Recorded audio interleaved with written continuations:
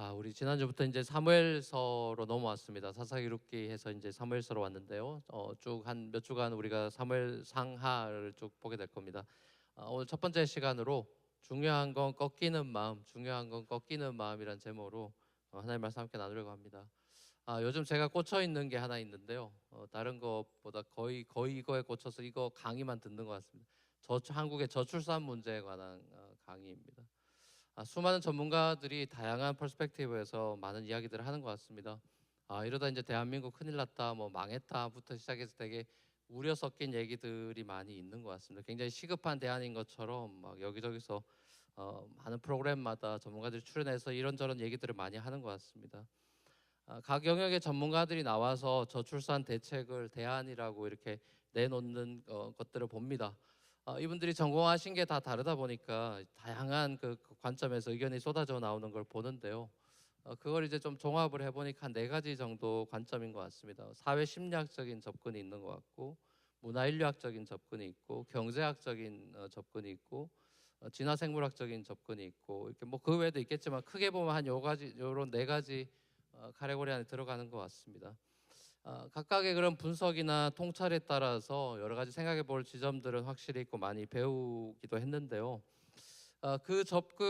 이 접근들을 바라보면서 이제 저 스스로에게 다음 질문을 해봤습니다. 그럼 나는 어떤 관점인가?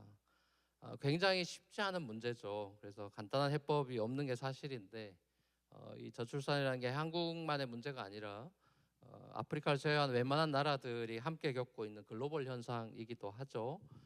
그럼에도 불구하고 제게 요즘 많이 드는 생각은 이 저출산 문제가 뭐 아주 오랫동안, 지금 와서 이제 화들짝 놀랐지만 0.65 막 이러니까 화들짝 놀랐지만 서서히 진행되어 왔죠. 아주 오래전부터 서서히 진행되어 왔다가 갑자기 이제 소위 말하는 티핑 포인트라고 해서 확 점프가 되든 꺼지든 하는 티핑 포인트가 온 건데 이제 그런 지점에 와 있는 거죠. 자, 이 문제의 회복이라고 하는 것이 서서히 진행되어 왔기 때문에 단시간에는 절대로 회복은 안 될 겁니다. 10년, 20년 만에 회복될 리가 없죠. 이미 뭐 20만도 안 태어나는 이런 애들이 갑자기 애들이 많이 태어날 리는 없지 않겠습니까? 자, 그러니까 이제 구조적인 문제나 이제 여기 여러 가지 복잡한 이슈들이 이제 생기죠. 이제 그래서 문제인 거죠. 빨리 이렇게 꺼졌다는 게 문제가 된 거죠. 자, 그래서 이제 이거는 단시간에 해결할 수 없다는 걸 솔직히 인정하는 것부터 출발해야 된다 싶습니다. 이제 이 저출산이란 문제를 가지고 이제 이걸 빨리 고치려고 이제 이런저런 대책을 내놓으면 더 저는 이거 안 된다는 생각이 확신이 듭니다. 지금까지 저출산 대책으로 나라 돈을 엄청 썼죠. 한 400조, 600조를 썼는데 그 많은 돈을 쏟아부어도, 그러니까 막 애 태어나면 뭐 1억 준, 인천 같은 데는 1억 준다 어쩐다 이렇게 해도 사실 그게 그렇게까지 효과를 못 봤습니다. 어떤 정권이냐에 따라 상관이 없어요. 뭐 어떤 당이 집권을 하든 이때까지 돈을 많이 썼지만 그게 효과가 없습니다. 그러니까 저출산이라고 하는 것이 하나의 사회적 현상이 됐죠. 그래서 그건 하나의 증상입니다. 증상. 꽤 심각한 증상인데 그 증상을 치료하려니까 안 되는 것이죠. 그 원인이 있는 거 아니에요. 병의 근원이 있는 거 아니겠습니까?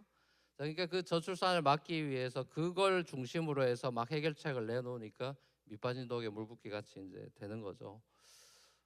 그래서 뭐 이거 해야 된다, 저거 해야 된다, 이런 뭐 과학자들은 이거 해야 된다, 뭐는 여기 해야 된다, 온갖 이제 이야기들이 많은데 이런 식의 담론으로는 제가 보기엔 이게 해결하기가 쉽지 않은 것 같습니다. 이 문제에 대해서 뭐 저도 고민도 하고 대한민국을 사랑하는 사람 입장에서 기도도 하면서 이게 굉장히 심각한 문제이긴 하니까 나름의 해결점이 뭘까라고 고민도 많이 해보고 근데 이제 이분들의 강의를 쭉 들어보면 하나 빠진 게 결국에는 목회자로서 바라보는 신학적인 관점이 빠져 있죠. 그러니까 이 모든 문제에 하나님이라는 상수가 없습니다. 모든 변수를 가지고 이야기를 하지만 결국 이 문제의 해답은 하나님에게 전 있다 싶은데, 자, 하나님이 이 문제를 어떻게 바라보실까? 글로벌한 저출산의 문제와 특별히 대한민국의 0.65를 바라보신 하나님의 마음은 어떨까? 목회자다 보니까 그런 생각을 안 해볼 수가 없는 것 같습니다. 자, 그러면서 저는 이제 저출산 문제의 핵심 키워드를 제게 만약에 인터뷰를 한다면 저는 이 2가지 단어를 꼽을 것 같습니다. 하나는 생명이고 하나는 가치. 생명이 뭐냐? 사람은 생명이니까 사람의 생명이라는 게 뭐냐? 인생의 가치가 뭐냐? 산다는 건 뭐냐? 뭐 약간 철학적인 질문이도 하겠고 또 신학적인 질문이도 하겠죠. 이 두 가지 대답을 할 것 같습니다. 그러니까 생명이라고 하는 것, 인간 복제 얘기도 나오고 뭐 별의별 얘기, 뉴럴링크다 뭐다 별의별 얘기를 다 하지만 생명이라는 거는 결국 사람의 소관이 아니죠. 과학이 아무리 발달하더라도 생명이라는 것은 하나님의 영역이고 하나님의 소관이에요. 그렇죠? 그러니까 생명의 기원도 그리고 생명을 주시는 분도 걷어가시는 분도 그렇죠. 인간은 죽음의 문제는 해결을 못했으니까요. 앞으로도 해결을 못하죠. 자, 그러면 이 죽음의 문제 이런 것들이 다 하나님의 소관이지 않습니까? 자, 그러니까 생명의 기원이라고 하는 것이 땅에 있지 않고 하늘에 있죠. 우리가 만들어내는 게 아니라 하나님이 주시는 거죠. 여러분 태어나고 싶어서 태어난 게 아니죠. 그냥 눈 떴더니 태어나 있는 거죠. 자, 우리가 중요한 건 사실 다 우리가 선택하는 게 없어요. 다 운명적으로 주어진 것들입니다. 자, 태어났더니 한국인이고 뭐 이런 거죠. 그러니까 대부분은 하나님의 선택과 주권에 의해서 우리는 살고 있는 것입니다. 자, 말 그대로 우리가 교회 와서 대표기도 때나 많이 얘기하듯이 생사 화복을 주관하시는 하나님. 자, 이게 어마어마한 얘기죠. 생사, 사느냐 죽느냐 하나님 손에 있다. 화복, 화를 당할 거냐 복을 줄 거냐 하나님 손에 있다. 자, 우리가 그렇게 신앙적으로 고백합니다. 창조주 하나님이라고 고백하고 노래하죠. 예수님이 뭐라 그럽니까? 아버지가 허락하지 않으면 참새 한 마리도 땅에 떨어질 수 없다 이러죠. 참새의 생명도 하나님의 손아귀에 있다 이렇게 이야기합니다.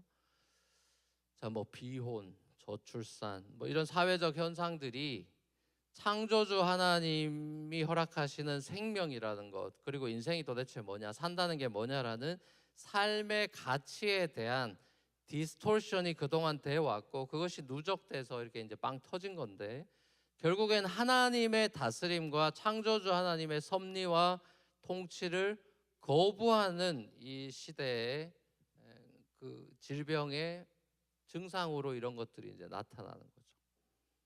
그게 뭡니까? 내가 주인이 돼서 하나님을 이레이즈하고 there is no God, 마음에 하나님 두기를 싫어하고, 로마서 1장에 나와 있죠.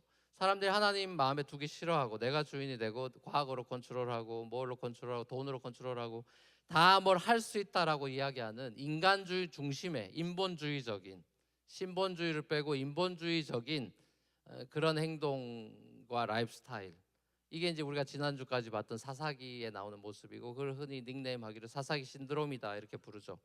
자, 현대인들이 사사기 신드롬에 빠져 있는 그 사이클에 들어가 있는, 자, 그래서 이 현대의 가치관이 그대로 사회에 투영돼서 나타나 있는 것이죠. 자, 이런 관점에서 지난주부터 우리가 이제 묵상하기 시작한 사무엘서, 우리가 좀 더 이런 급변하는 세상 속에서 우리는 역사에서 답을 찾죠. 많은 현자들은 역사에서 답을 찾고 우리 같은 사람들은 성경에서 답을 찾는 건데, 자, 사무엘서가 우리가 믿는 하나님은 어떤 분이냐, 자, 그리고 인간은 왜 사는 거냐, 인간의 존재 이유와 가치에 대해서 전 사무엘서가 우리에게 많은 이야기들을 통해서 우리에게 전달해주는 메시지가 있다라고 생각해서 이 책은 굉장히 실존적인 책이다 싶습니다. 옛날 얘기가 아니라 우리와 굉장히 맞닿아 있는 대목이 있는 그런 책이다 싶어요. 사무엘서 저자는 다양한 인물들을 쫙 펼칩니다. 그 이야기들 속에서 하나님에 대해서 그리고 인간에 대해서 우리에게 많은 이야기거리를 던져주죠. 생각거리를 던져주죠. 사무엘서 전체를 타고 흐르는 신학적인 주제는, 그 핵심 주제는 한마디로 꼽으라 그러면 하나님의 절대 주권입니다. 하나님의 절대 주권. 요즘은 이런 단어도 잘 쓰지 않는 것 같아요. 왜냐하면 하나님에게 모든 게 달려있다는 걸 사람들은 그렇게 기뻐하지 않죠. 내가 뭘 해야 되는 시대이기 때문에 하나님의 절대 주권이라는 말을 들을 때 약간 억압적이거나 폭력적으로 느껴진다 이렇게 생각할런지도 모르겠습니다. 일체의 권위를 거부하는 시대이기 때문에. 그러나 사무엘서는 하나님의 절대 주권이 디알로지, 핵심 디알로지입니다.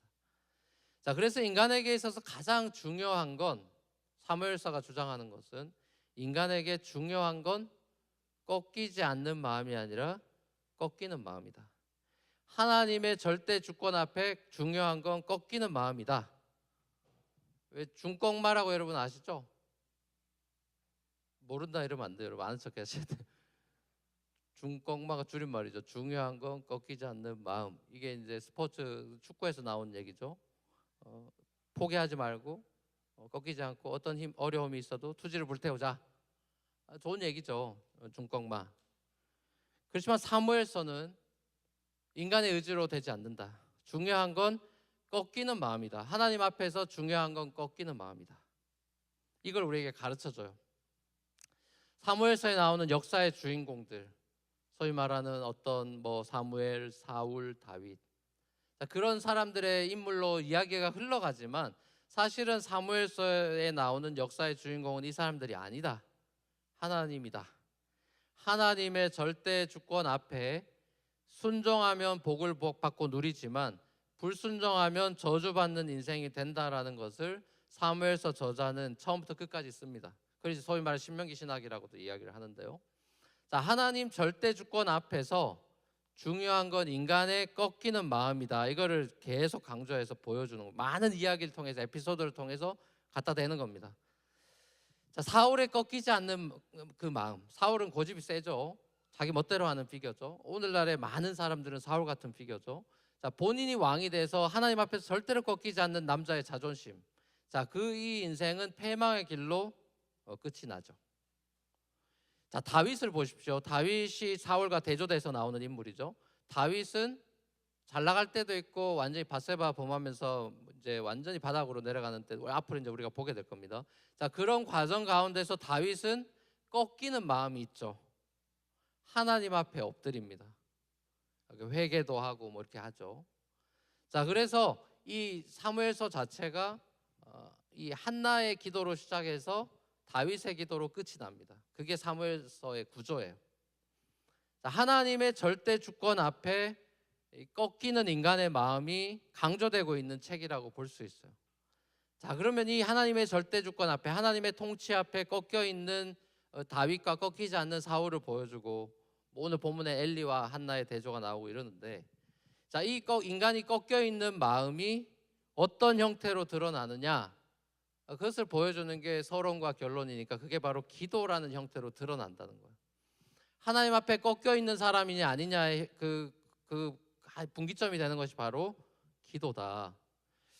제가 설교 때 종종 말씀을 드렸던 것 같은데, 기도라는 것이 사람들은 바빠서 기도할 시간이 없다, 바빠서 이것도 해야 되고 저것도 해야 되고, 그래서 기도는 바빠서 못한다, 이렇게 뭐 바빠서 교회일도 못한다, 뭐 바빠, 이런 핑계들을 많이 대지만, 사실 기도라는 것은 바빠서 못하는 게 아니라 교만해서 안 하는 거예요.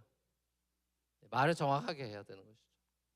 여러분 기억하세요. 기도는 바빠서 못하는 게 아니라 교만해서 안 하는 것입니다. 이게 제가 쓰고도 이거 약간 명언스러운데 이렇게 내가 좀 적어놔야 되겠다. 여러분 기도는 못하는 게 아니라 안 하는 거라니까요. 다 바빠서 못한다. 바쁜데 그러면 뭘 할 수 있습니까, 여러분? 그렇게 따지면 바쁜데 밥은 어떻게 먹고? 예? 말이 안 되는 것이죠. 그 자체가 이미. 그러니까 바빠서 못하는 게 아니라 교만해서 기도는 안 하는 것입니다. 지난주 우리가 살펴본 룻기 이야기처럼 영적 암흑기였던 사사시대의 끝자락에 이 이야기가 위치하고 있습니다. 이제 사사시대가 끝나가는 무렵에 한 가정을 소개하면서 이야기가 시작되죠. 엘가나라는 집안이죠.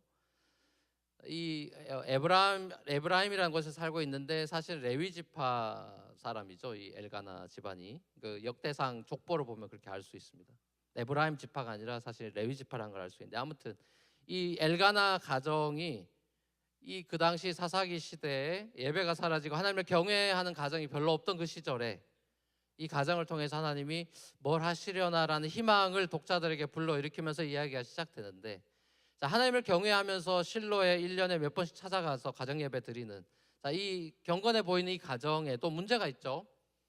바로 한나와 브닌나 아내 둘, 이 엘가나에게 아내 둘이 있고 이 둘의 질투가 심하죠. 왜냐하면 브닌나는 애가 있는데 한나 원래 첫 번째 와이프인 한나는 애가 없죠. 자, 그래서 이 갈등이 생깁니다. 마치 사라와 하갈의 갈등처럼 항상 하나님의 구속 라인에 택함 받은 여인 쪽이 고생을 하죠. 애가 안 나오는 불임으로 고생을 하죠. 자, 지금도 사실 자녀를 갖고 싶은데 불임이 되고 난임이 되면 너무 괴로운 일이지만, 고대에는 이혼 사유이기도 하고 뭐 정말 사람 대접받지 못하는, 여인 대접받지 못하는, 사회적인 불명예와 수치감을 안고 살아야 되는 엄청난 고통이기도 한데, 더더군다나 이스라엘에서는, 그리고 그 고대 사회에서는 불임이 또 신의 저주를 받은 걸로 돼 있어가지고 이게 생물학적인 문제로 고민하는 것이 아니라 영적인 문제로까지 발전을 하게 돼서, 하나님이 나한테는 이런 축복을 안 주는구나, 이런 생각을 하게 돼서 굉장히 영적인 열등감과 좌절 속에 더 깊은 상처를 가지고 살아야 되는 그런 시절이죠. 자, 이 시절에 대해서 사무엘서 저자가 이렇게 5절과 6절에서 이렇게 단도직입적으로 이야기하고 있는데요. 같이 한번 읽어보죠. 5절 6절 같이 한번 읽겠습니다. 시작. 그러나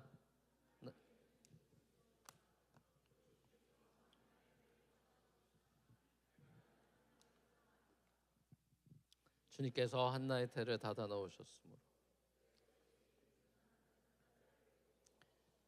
여기 보면 두 번이나 주님께서 태를 닫았다, 클로즈했다, 이렇게 돼 있어요. 자, 그러니까 이제 괴로운 거죠. 그리고 옆에 있는 분인나가 계속 괴롭히니까 업신여기고, 그러니까 막 수치감과 괴로움이 정말 말도 못하는 거죠. 이 괴로움을 누가 알겠습니까? 자, 그래서 매년 이제 몇 차례 그 실로에 가서 가정 예배를 이 패밀리가 드리는데, 함께 모여서 이제 그때 펠로십 오퍼링이라고 그 화목 제사를 드리면, 그 화목 제사는 온 가족이 먹을 수가 있죠. 번제라든지 이런 거는 자기들이 못 먹지만 이 화목 제물은 이제 먹을 수 있으니까, 그렇게 친교하는 자리에서 이제 한나는 너무 괴로우니까 밥 먹다 말고 숟가락 놓고 성소로 가는 장면이 나옵니다. 자, 9절 말씀 같이 한번 읽어보죠. 9절 시작. 한 번은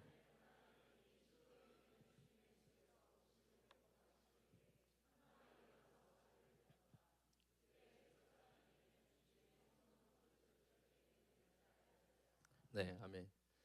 자, 여기 보면 한나가 음식 먹다 마친 뒤에 자리에서 일어났다. 근데 엘리 제사장 의자에 앉아 있었다. 문학적으로 대조를 지금 보고 있죠. 자, 한나는 너무 괴로워서 남편도 해결해 줄 수 없고, 아무도 남편도 한나를 더 사랑했지만 그렇다고 이 문제가 해결되지 않으니까, 자, 그래서 이제 이 문제를 가지고 하나님 앞에 나아갑니다. 자, 그리고 한나의 이 일어남이 인생의 이제 터닝 포인트가 돼 버렸죠. 인생을 바꾸는 가장 결정적인 행동이 됐습니다. 한나는 고통의 자리를 박차고 그 자리에서 일어났어요. 복음서에 보면 침상에 누워 있는 고통스러운 분들이 많이 병자들이 나오죠. 예수님이 일어나라 그러죠. 자, 그래서 고통의 자리, 괴로움의 자리에서 일어나라 이렇게 초대합니다. 자, 그 자리는 바로 예수님께 나아가고 하나님께 나아가는 자리일 텐데, 이제 앞으로 우리가 다윗 이야기, 사울 다윗 이야기를 쭉 보면서, 특별히 다윗 이야기를 이제 다윗 이야기가 훨씬 더 많죠, 사울보다는. 자, 다윗 이야기를 보면서 보겠지만, 다윗은 인생의 고통이 많았죠. 이제 굴에도 숨고 사울을 피해 다니는 그런 엄청난 고생의 시간들, 광야에서 자는 시간, 자, 이런 시간들이 많은데, 그때마다 이 다윗은 피곤한 인생길에서 항상 먼저 하나님의 얼굴을 찾습니다. 하나님의 도우심을 구해요. 자, 그리고 그 항상 어려울 때마다 하나님을 찾고 부르짖고 절규하고 했던 그 많은 기도와 눈물들이 우리에겐 성경이라는 시편으로 와 있는 것이죠. 자, 그런데 때로 우리는 어려운 일을 만나고 인생의 극심한 고통을 만나고 난임이 된다거나 아니면 또 레이오프가 된다거나, 우리 살다 보면 재정적으로 어려워진다거나 인간관계가 어려워진다거나 이런 일들이 우리에게 생기죠. 자, 그럴 때 그 자리에서 한나처럼 일어나면 좋은데 일어날 힘이 조차 없을 때가 많이 있죠. 한나의 일어남. 자, 이 일어남이 필요하다. 이 일어남이 한나의 인생을 바꾸는 결정적인 계기가 됐다. 여러분, 돌아보면 그렇지 않습니까? 여러분의 삶을 결정적으로 바꾸어 놨던 그런 터닝 포인트가 되는 어떤 수련회라든지 특세라든지 주일 예배라든지 뭔가 그 사건이 있을 거예요. 근데 그 사건들을 되돌아보면 저도 마찬가지고, 그 순간은 바로 하나님 앞에 꼬꾸라졌던 시간이에요. 하나님 앞에 내가 죄인인 줄 알고 꼬꾸라지고 하나님만 바지가랑이를 붙잡고 기도했던 그 순간에 터닝 포인트가 일어났습니다. 저는 적어도 그랬어요. 그러니까 가장 인생의 결정적인 터닝 포인트가 되는 그 순간들을 하나님 앞에 엎드렸던 기도했던 시간이다. 자, 결국 한나가 이 고난 중에 드린 기도가 그냥 응답이 돼서 사무엘 아들 얻었다, 애 없던 사람이 여자가 애 얻어서 이제 그 문제를 해결받았다. 자, 그 얘기할 거면 이 사무엘서가 써줄 이유가 없죠. 자, 그 이야기를 하는 것이 아니라 그 이야기 속에 하나님이 절대 주권으로 끌고 가는 게 있다는 거예요. 이 아기 못 낳던 여인에 하나님이 아기를 준 것은 이 아기가 하나님의 구속사에 쓰임 받는 사사 시대에서 왕정 시대로 넘어가는 일에 이 아이가 할 역할이 있는 것이죠. 제사장마저 기도를 잃어버리고 하나님의 얼굴을 찾지 않고 성소에 있지만 의자에 앉아 있는 그 엘리 제사장. 자, 그런 시대에 시골에 이름 없는 한 여인, 아무도 주목하지 않는, 아니 너무 천대하고 있는 이 여인이, 하나님은 이 여인을 픽업하는 거예요. 자, 그래서 이 여인의 기도가 하나님의 역사의 수레바퀴를 돌리는 도구가 됩니다. 자, 하나님의 일하심을 보시죠. 기도 응답으로 받은 이 사무엘이 킹메이커가 되죠. 이스라엘 초대 왕 사울한테 기름 붓고 예수 그리스도의 조상이 되는 다윗한테도 기름 붓죠. 두 왕한테 기름을 붓죠. 자, 그래서 어쩌면 이 책 제목은 사무엘인지도 모르겠어요. 사실 많은 포션은 다윗이기 때문에 책 제목이 데이빗이 돼야 될 수도 있는데 이 책 제목은 세뮤엘입니다. 세뮤엘이 심지어 사무엘 상에서 죽죠. 하에는 등장하지도 않는데 책 제목은 원래는 한 권의 책이었기 때문에 이 책 전체 전반전에 이 사무엘이 죽는데도 불구하고 이 책 제목은 세뮤엘이에요. 자, 물론 한나가 자신의 기도의 그 응답과 그 영향력이 이렇게까지 확장되어서 예수까지 갈지는 미처 꿈에도 몰랐을 겁니다. 그렇죠? 그러나 어렴풋이 알았던 건 오늘 그 노래의 마지막 10절에 나와 있죠. 예수의 어떤 메시아닉 프로페링 메시지가 거기 녹아 있죠. 자, 그러나 한나는 이렇게까지 하나님이 할지는 몰랐을 거예요. 자, 그럼에도 불구하고 하나님은 이 한 여인의 기도를 불시로 사용을 했습니다. 그러니까 하나님의 선택을 보십시오. 제사장 가문을 선택하지 않고 하나님의 얼굴을 찾는 한나를 통해서 역사의 수레바퀴를 돌립니다. 자, 기도는 하나님을 구하는 믿음의 행위죠.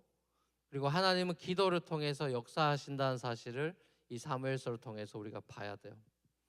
자, 이 한나와 대조되는 인물이 아까 말씀드린 엘리, 그 자리에 하나님의 얼굴을 구하지 않고 자리에 앉아만 있는 엘리. 엘리는 죽을 때에도 의자에 앉아 있는 장면으로 나옵니다. 엘리가 기도하는 장면이 단 한 번도 나오지 않아요. 자, 성소 문설주 옆에 앉아 있다. 한나의 일어남과 엘리 제사장의 앉아 있음이 극명한 대조를 이루죠. 또 이 한나의 자녀 아들인 사무엘, 그리고 이 제사장 엘리의 아들인 홈리와 비느하스, 이 둘도 엄청난 대조를 이루죠. 이 홈리와 비느하스에 대해 성경은 어떻게 증언하고 있습니까? 행실이 나쁘고 여호와를 알지 못한 애들이다. 옛날 한글 번역에는 불량자라고 돼 있어요. 얘네들이 어떻길래 불량자냐? 사실 불량자라는 것도 되게 라이트한 버전인 것 같은데 더 끔찍한 일을 저지른 애들이죠. 자, 얘네들이 성전에서, 성소에서 어떤 행관을 펼치냐? 요즘으로 치면은 이 제사 시간, 예배 시간에 헌금 드릴 때 헌금을 다 챙기는 제사장들이에요. 요즘 이제 온라인이니까 얼마나 다행입니까? 이거 헌금 시간에 바구니 하면 바구니에 돈 집어넣는 애들이라는 거예요. 자, 그리고 더 충격적인 거는 이 제사장, 목회자 같은 사람이 이 당시에 제사 드리는 이런 자리에서 쉽게 말하면 여성도와 강대상에서 간음을 합니다. 상상이 됩니까, 여러분? 이 강대상에서 여성도와 목사가 이 간음을 합니다. 야, 정말 너무 충격적이지 않아요? 이런 끔찍한 신성 모독죄를 짓는 애들입니다. 그러니까 불량자라는 단어가 어울리지 않죠. 더 월사죠. 자, 이런 아들을 둔 제사장 후보, 제사장 PK인 애들을 둔 제사장이 마땅히 통곡하고 밥맛이 없어야 될 텐데 기도하며 하나님께 매달리는 장면이 안 나온다고요. 단 한 번도. 자리에 앉아 있다고. 자, 이것이 오늘날의 현상과 다르냐? 전 달라 보이지 않는단 말이죠. 오늘날의 우리 종교인이라고 하는 사람들, 기독교인이라고 하는 사람들의 모습과 엘리 제사장이 그럼 많이 다르냐? 별로 안 달라 보이는데요. 자녀들이 교회를 안 다니다 그래도 별로 심각하게 생각하는 부모를 제가 만난 적도 별로 없습니다. 아주 나이가 더 많이 들어서 자식이 교회 안 간다고 저한테 전화해서 뉴프런트 교회 좀 데리고 가라, 이런 사람은 종종 있었지만, 애들이 대학 가고 제 주위의 친구들만 해도 애 대학 가고 교회 안 간다 그래도 그게 굉장히 심각한 일이라고 생각하는 사람을 제가 만나보질 못했어요. 그거 통곡하며 기도해야 될 일이라고 생각한 걸 못 봤어요. 꽤 괜찮은 대학들 가고 뭔가 미래가 프라미싱한 수준이라고 생각하는 것 같아요. 우리 집에 괜찮다고 생각하는 것 같아요. 제가 거기서 충격을 먹는 겁니다. 신앙적으로 하나님에게 멀어져 있다는 것이 지옥 갈 일인데도 그거에 대한 어웨어니스가 없어요. 그 시대라고요, 지금이. 우리 애는 뭐 좋은 대학 갔고 무슨 좋은 직장 잡아서 의사가 됐고 변호사가 됐고 뭐가 됐고, 그럼 죽으면 어떻게 되는데요? 안 죽나요? 그럼 그 사람이 안 죽어요? 죽으면 어떻게 되는데요? 하나님 앞에 서는 게 두렵지가 않습니까, 여러분? 창조주 앞에 서는 게 두렵지가 않냐고요. 그러니까 이게 얼마나 지금 하나님의 절대 주권을 우습게 아는 세상이 됐습니까? 엘리 제사장하고 우리하고 다른 게 뭐가 있습니까?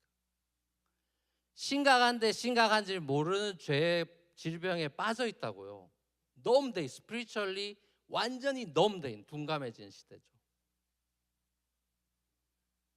저는 정말 목회자로서 정말 너무너무 이런 부분에 있어서는 염려가 큽니다. 잠자고 있는 성도들이 너무 많은 거죠. 하나님 앞에 엎드려야 되는데 안 엎드리는 거죠. 저 때만 해도 PK 대학 다닐 때 PK 애들도 있고 이래도 이놈들도 불량자들이 꽤 있었어요. 그러니까 PK는 양극단이에요. 완전히 범생이가 되거나 완전히 막 나가거나. 이 지금 엘리의 PK는 완전히 막 나간 쪽으로 간 거죠. 그게 제가 그걸 많이 보고 자라서 솔직히 저는 하나님 앞에 아들을 달라는 기도는 안 나왔어요. 우리 애가 이런 꼴 날까 봐. 그래 딸만 셋을 주신 것 같아요. 저 감사해요. 제 목회 때문에 딸을 주신 것 같아요. 여러분, 사무엘과 한나의 영적 관계를 1장, 2장에서 여러분 잘 보십시오. 그 영적인 엄마의 기도를 받으면서 자란 애가 사무엘입니다. 그 릴레이션십은 타이트해요. 부모 자녀 관계가. 근데 이 엘리와 홈리 비느하스의 관계는 굉장히 멀어요. 거의 방임이에요. whatever예요. 여러분, 이게 사사시대 현대 가정의 모습일런지도 모르겠어요.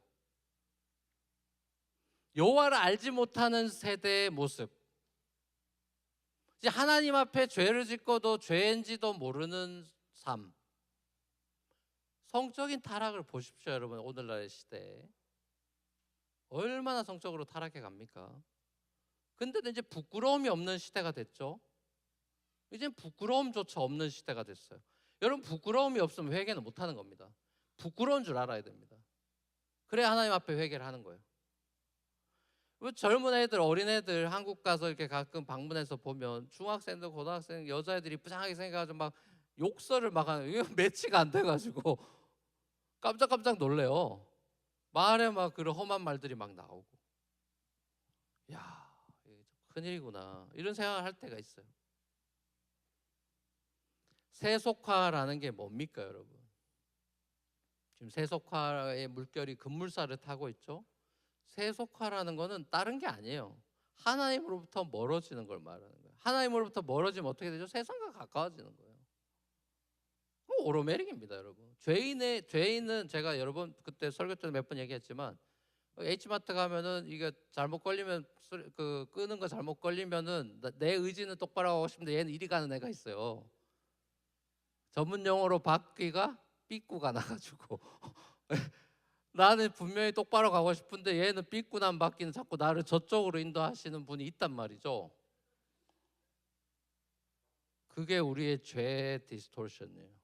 하나님으로부터 멀어지면 그냥 오토매티컬리 삐꾸가 난 마음이 됩니다. 그게 세속화예요.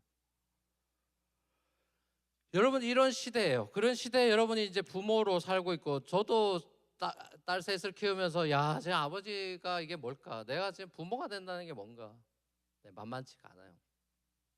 언제 혼내야 되고 언제 안아줘야 되고 이런 것도 쉽지가 않고, 내가 지금 잘 살고 있나 스스로가 작아질 때도 있고. 여러분 아버지라는 피겨, 오늘 아버지 날이죠. Father's Day. 여러분 아버지가 어떤 존재인 것 같습니까? 집에 돈 벌어다 주는 존재입니까? 돈 많이 벌어다 주면 행복한 가정이 됩니까? 가정의 제사장이라고 우리가 얘기하면서 많이 자랐죠. 아버지는 가정의 제사장이다 이래 얘기하잖아요. 그럼 가정의 제사장이 뭔데요? 아버지의 롤이 뭡니까? 집안을 하나님을 글로리파이 하는데 애쓰는 사람이 가정의 제사장이에요.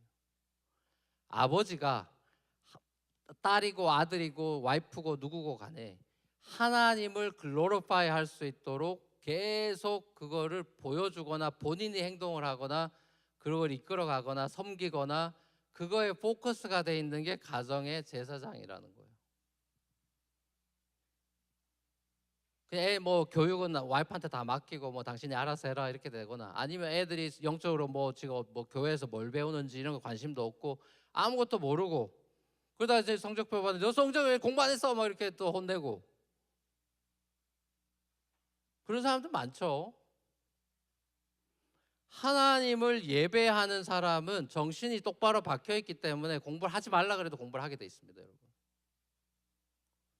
하나님을 경외하고 하나님을 위해 살아야 되겠다라는 게 딱 탑재가 되면요, 엉뚱한 짓 하기 쉽지가 않습니다.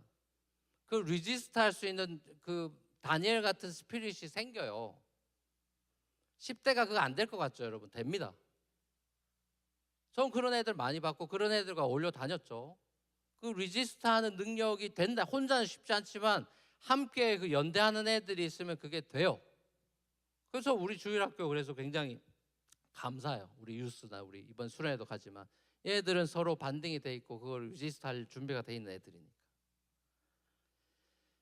여러분이 한나의 노래를 잘 들여다보면 한나는 이제 애 얻었다라고 기뻐서 노래하는 정도 수준이면 성경에 적힐 이유가 없겠죠. 그걸로 기뻐하면서 시작은 돼요. 그러나 그 기도와 찬송의 컨텐츠를 보면 하나님의 높고 위대하심과 하나님의 절대 주권을 노래하고 있는 것을 봅니다. 신학적인 고백, 신앙 고백이 터져 나오는 걸 본다고요. 내 감정이 기쁘다는 거에 포커스가 있는 게 아니라 하나님에게 초점이 가 있어요. 하나님은 이런 분이다 저런 분이다를 노래하고 있다고요. 자, 근데 이 노래가 신약으로 넘어오면 누가복음 1장에 거의 비슷한 버전으로 뉴 버전으로 돼 있는데 그게 바로 마리아의 찬가라고 하는 것입니다. 메시아를 임신하게 된 동정녀 마리아, 이 주의 계집종연이 말씀대로 이루어지다라고 겸손하게 이야기했던 마리아의 찬가가 나오죠. 그 찬가도 하나님의 영광과 하나님의 절대 주권을 높이는 찬양이에요. 아까 다윗의 이 책의 엔딩인 다윗의 노래도 하나님의 절대 주권을 높이는 것으로 끝이 나요. 다 공통점이 있어요. 결국 사무엘서는 이 세상 모든 만물의 주권자 되신 하나님 앞에서 중요한 건 꺾이는 마음이다. 겸손한 자를 높이시고 교만한 자를 낮추신다. 강자를 무릎 꿇리시고 약자를 들어 올린다.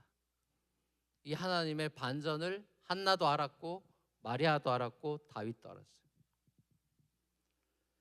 그러니까 한나의 축복은 이제 애 얻었다, 문제 해결됐다가 아니라 이 고통을 통과해 나가면서 절대 주권자이신 하나님을 알게 되고 그 하나님의 다스리심을 경험하게 된 거예요. 그걸 우리가 소위 어려운 말로는 하나님의 나라다 이렇게 얘기하는 거예요. 하나님의 나라란 것은 죽어서 가는 나라가 아니라 하나님의 통치와 하나님의 다스림의 영역으로 들어왔다는 얘기를 하는 거예요. 여러분, 이 한나를 통해서 태어난 사무엘, 이 한나가 사무엘을 하나님께 바치죠. 또 대단한 일이죠. 자기 아들을 외아들이니까 데리고 있고 싶을 텐데 하나님 성전에 바칩니다. 예수 그리스도 하나님은 자기 외아들을 우리를 위해 내놓으셨죠. 바쳤죠. 우리를 살리기 위해서 예수를 우리에게 보내셨고 예수님이 땅에 왕으로 오셨지만 우리를 왕 같은 제사장으로 리듬해 주시는 사무엘 같은 킹메이커가 되셨죠. 사랑하는 우리 뉴프런트 교회 성도 여러분, 절대 주권의 하나님, 그 높으시고 높으신 하나님, 우리의 찬양과 영광을 받기에 합당하신 그 하나님이 낮고 낮은 보잘것없는 하나님을 영화롭게 하지 못하는 나를 사랑하신대요. 이 한나같이 아무것도 없는 나를 통해 아름다운 일을 행하기를 하나님이 기뻐하신대요. 그래서 우리가 브로큰 하트를 가지고 하나님의 얼굴을 구하며 하나님 저는 할 수 없고 아무것도 아닙니다라고 엎드리는 자를 찾고 계신대요. 하나님이 찾는 예배자는 상하고 애통하는 심령이다. 심령에 관한 자가 복이 있고 애통하는 자가 복이 있대요. 중요한 건 꺾이는 마음이다. 예수님은 마음이 가난한 자가 천국의 복을 누린다. 애통하는 자가 위로를 받는다. 그분의 다스리심, 하나님의 뜻이 하늘에서 이룬 것처럼 땅에서도 우리 가정에서도 이루어지기를 간구하는 인생, 그 인생이 복된 인생입니다. 이건 아무리 강조해도 지나치지가 않아요. 여러분이 아무리 머리를 굴리고 해결하려고 해도 여러분 인생, 여러분 마음대로 절대로 안 됩니다. 절대로 안 돼요. 그건 하나님이 하시는 일이에요. 그래서 여러분 앞에 하나님이 여러분을 무릎 꿇게 하실 겁니다. 그것은 굴욕이 아니라 축복입니다. 하나님이 여러분의 인생을 새롭게 만들어 가실 겁니다. 주님을 신뢰하는 그 자리에서 하나님은 하나님의 일을 하실 겁니다. 여러분을 통해서 놀라운 일들을 여러분 다음 세대와 다다음 세대와 그 다음 세대를 통해서 하나님의 하실 일을 절대 주권의 하나님이 끌고 가실 겁니다. 우리 주님을 만났을 때 그 하나님의 놀라운 반전을 목격하며 찬송하며 영광을 돌리게 될 것입니다. 그날에 이르기까지 하나님 앞에 무릎으로 기도의 자리로 나아가서 그 찬송의 영광의 찬송을 하나님께 올려드리는 저와 여러분의 삶이 되기를 우리 주님의 이름으로 간절히 축원합니다.